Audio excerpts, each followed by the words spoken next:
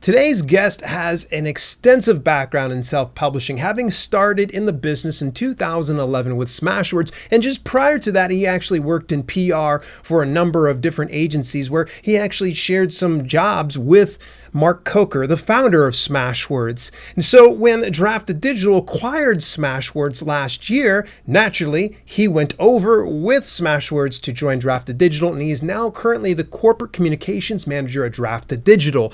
So it is with great pleasure that I get to introduce one of my good buddies, Jim Azevedo. Jim has been around the business for a little bit. He's got some stories to share. I really wish we could have probably gotten more of our conversation prior to and after that, because it is very interesting to hear his insights in the world of self-publishing and how it has evolved and some of the advice that he gives to indie authors out there. So without any further ado, let's get into the interview with Jim Azevedo. Jim, this is a long time coming, man. What took us so long to get you on the podcast, for crying out loud? It's your fault, man. Actually, probably is. We're too busy texting each other.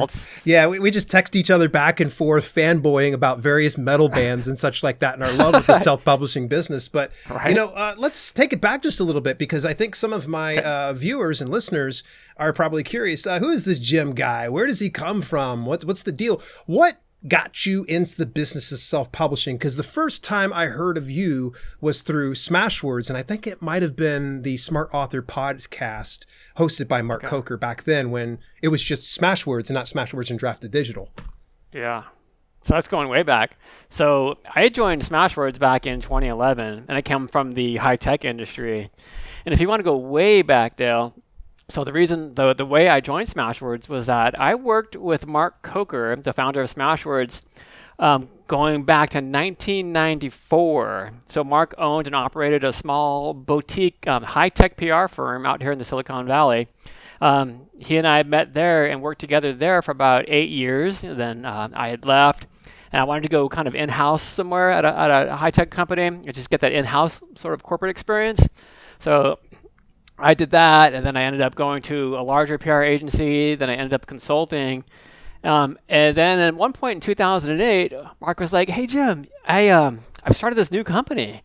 It's called Smashwords. We do ebook self-publishing." And I was kind of like, "Oh, that sounds really interesting." He's like, "Yeah, it's totally interesting. We're having so much fun. We're growing quickly." He's like, "Can you join? I can't pay you yet, but can you join?" And I'm like, dude, I kind of need to eat, but let's keep in touch. Let's see how things kind of pan out. And then in 2011, I was at a point where, hey, is that offer still there? I'm at a point where I can join, and that's what we did, and it's just been off to the races ever since. Wow. So you've known Mark a long time. 1994. I was just graduating high school. I thought you and I were the same age here, buddy. Dude, I thought you were going to say, like, I was just getting out of kindergarten or something. No, I was just graduating at that time. For some reason, I always just assumed you and I were about the same age, but I'm getting off on a tangent here. I'm just kind of surprised. Man, you've had quite a bit of a tenure here in the business. So what was that ride like for you getting into Smashwords? So as soon as you got into that company, and then what led you into Draft2Digital, where you're at in your position in marketing? Okay, well, the transition from the high-tech industry into the publishing industry, making that jump was terrifying, because here I'd already spent well over a decade, probably 2 decades, in high-tech. And in these companies, in the PR business, it's all about marketing. It's all about, my job was to get as much favorable publicity as I possibly could for our clients. And that's what my initial job was at Smashwords. But it was terrifying, because here you go, you build a career in one industry, and aside from jumping from one job into another job, that's scary enough. But when you jump from one industry into a completely new to you industry, it was terrifying, because I didn't have any contacts. I didn't know anything about the publishing industry. So there was quite a large learning curve. And within the first couple of months, Dale, Mark was like, "Hey, man, what do you think about flying to New York? We have this opportunity to introduce some literary agencies out there to Smashwords." And I said, okay, and I did it, but it was it was before I was really ready to hit the ground running, and that was kind of my wake-up call, because the agencies at that point didn't really know what we were and what we were trying to do, and I couldn't quite articulate it yet. But after that, it was just like grow and learn. I read as many books as I could on the industry as I possibly could find, just to kind of get up to speed as quickly as I could. Interesting. So have you, I think a lot of people are probably going to be curious. You're in the business of self-publishing. Obviously, Mark has, published quite a few books, starting out from, I think it was, what was it, BoobTube or something like that was his first book with his wife. It was BoobTube. BoobTube. See, look, Mark owes me a banana sticker for remembering that. But he's obviously published quite a bit. Have you had the opportunity to write and publish your own book, or have you been really busy just trying to get into the business and help out other authors? Yeah, I've been really busy just trying to get into the business and help out other authors. Yeah. I have penned a nonfiction book. It's more of a guide, and this will resonate with you, Dale, because it's called How to Get Your Band Out of the Garage. So, with my 18 plus years being in this indie rock band, Mark's like, you should publish a book. You could probably write one about the band over the course of a weekend. So I wrote this book, and then I've just been sitting on it for years and years and years. Because, after I wrote it, I had it professionally edited, so it's been through a professional editing round, but I still need to revise it. But I wrote it so quickly, it wasn't over the course of a weekend, but I wrote it so quickly that I wanted to follow the advice that we give to authors out there, and that is, make sure before you put your book out that it's as professional quality as you could possibly get it.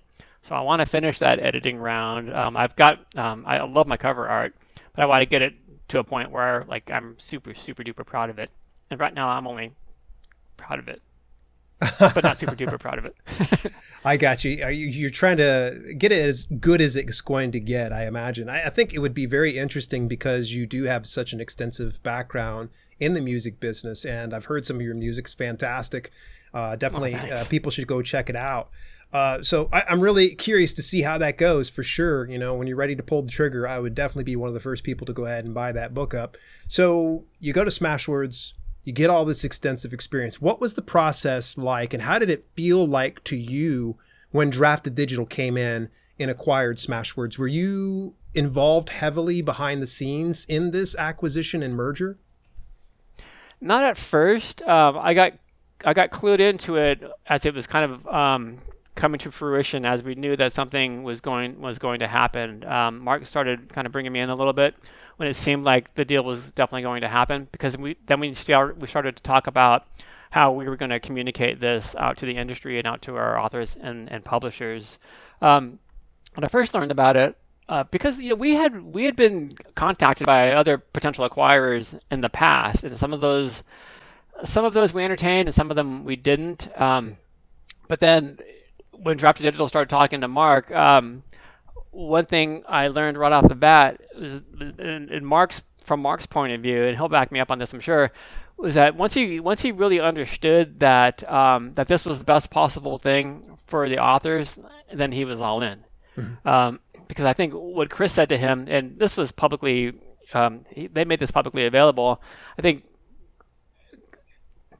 when other acquirers came to Mark and they asked, "Hey, are you interested in selling the company, or are you interested in being acquired?" It was all about the money. It was never about the authors and helping them to sell their books. It was always about the money. And Chris came to Mark and basically said, why are we competing for the same authors, the same publishers, and innovating on the same types of tools? Just imagine what we can do. Imagine how we can help all these authors and publishers if we combined our teams and we combined these tools together. Just think what we can do. And Mark was sold.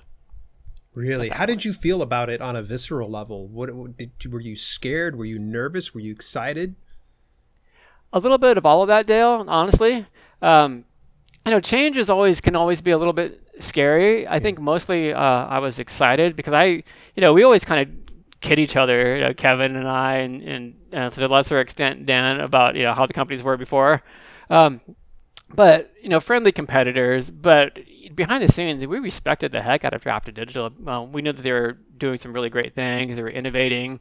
Their user interface, their user interface, you just can't compete with it. And they grew extremely quickly. So it was really exciting for me because I knew that Draft2Digital was going to become like Smashwords 2.0. It was everything that I wanted Smashwords to become, and they were already that. But it was scary in terms of, like, I'm the marketing guy over at Smashwords, and I'm the only marketing guy at Smashwords. But then going to Draft2Digital, I mean, they've got Kevin Tomlinson, they've got Dan Wood, they've got Mark Leslie Lefebvre. I'm like, what am I going to be doing over there? But I can tell you, it's been a blessing. I mean, that team, you and I were talking before we even started this, that team is top notch. Oh. Not just from a talent perspective, but just in terms of the people that they are. And I mean that with all sincerity.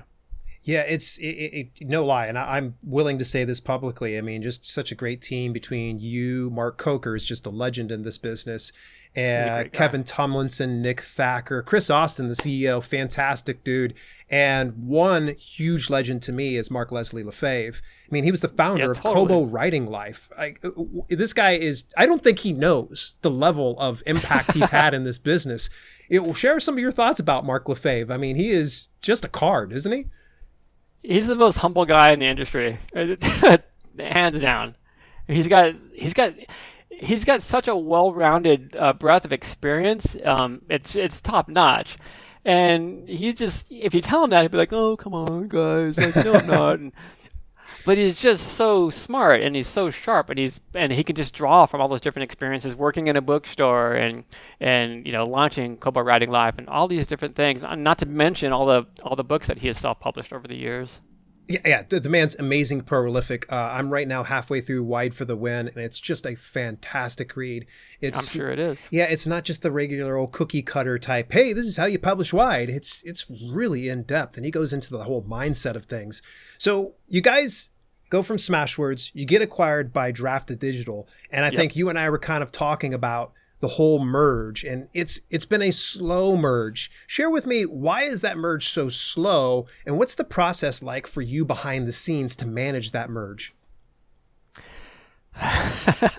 Well, I know it seems slow to you and all of the other authors and publishers. Yeah. Behind the scenes, it feels like we are on a freight train just careening through the valley. There's a lot going on because here you have two of the industry's largest self-publishing platforms integrating as one. So you've got all of this technological infrastructure, down underneath everything that you can't see.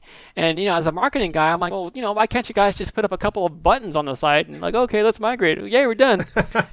It don't work like that. No. It's like this parade of dominoes, and you touch one thing to make a change, and then it impacts everything else. Yeah. So the reason it's so slow, or it seems so slow, is that there's a lot of work that has to be done first to make sure everything is going to come together exactly as you would expect it to be as seamless as possible, and just to work. Like, we want you guys, we want the Smashwords authors, when they migrate over, we want that experience to be as seamless and as easy for you as we possibly can. That involves a lot of coding. That involves a lot of testing. So just rest assured that we're going through the motions to ensure that nothing's going to happen to your books, that your books are going to remain on sale at all the different retailers as you would expect, that all those links are going to continue to work, and that when all of your account details and metadata land over at Draft2Digital, it's going to be exactly as you would expect it to look.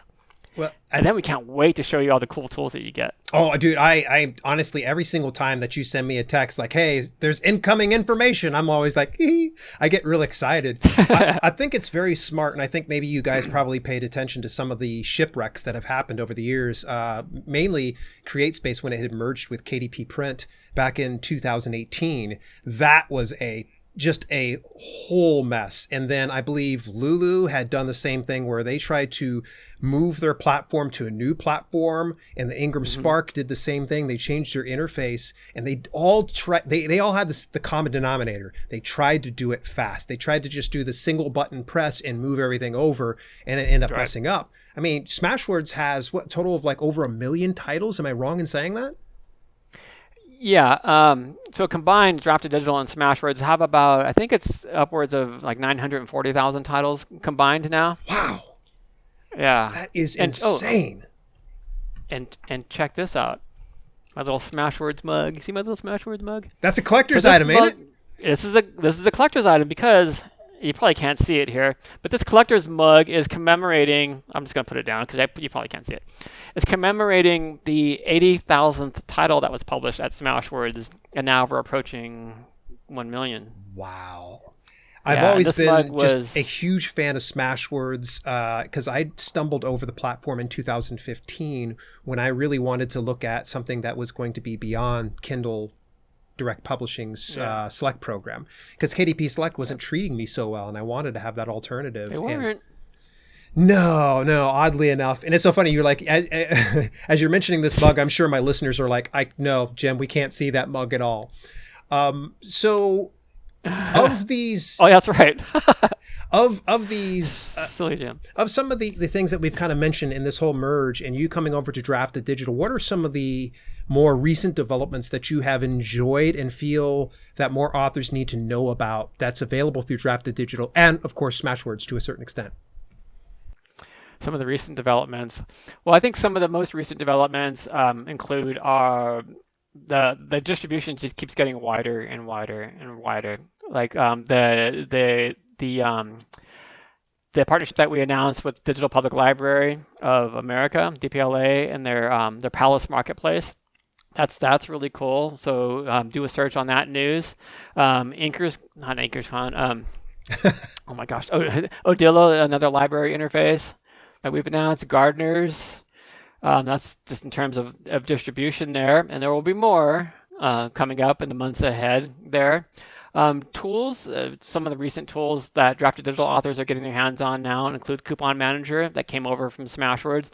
That helps authors put their books on sale anytime they like over at the Smashwords store. You can put your books on sale anytime you like. You can make private coupons, public coupons. You can limit the amount of redemptions you have for those coupons.